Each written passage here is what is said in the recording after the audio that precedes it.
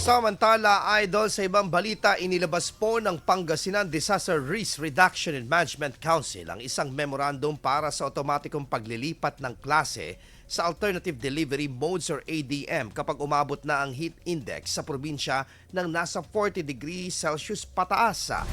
Nakasaad sa PDRRMC Memorandum No. 1 Series of 2025, ang mga lokal na pamahalaan ay may kapangyarihang suspindihin ang klase o magpatupad ng ADM kung ang heat index ay umabot na sa 45 degrees Celsius. Automatikong lilipat naman ang Modular Distance Learning Performance Task o iba pang ADM ang mga paaralan kung ang heat index ay nasa pagitan ng 46 degrees Celsius hanggang 51 degrees Celsius sa nakabilang sa danger classifications ng Pag-asa. Bukod dito, kapag umabot naman sa 52 degrees Celsius o mas mataas pa ang heat index, otomatikong isususpindi ang klase sa lahat ng pampublikong paaralan mula preschool hanggang senior high school. Ang mga pribadong paaralan naman ay maaaring umangkop sa memorandum batay sa kanilang polisiya.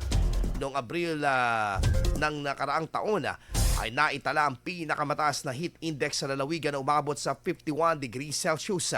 Partikular na tuwing alas 12 ng tanghalian hanggang alas 2 ng hapon at maging alas 3 ng hapon. Inatasan din ang mga paaralan na magpatupad ng health safety measures tulad ng pagbibigay ng sapat na tubig, lilim at pahingahan para sa mga mag-aral at guro.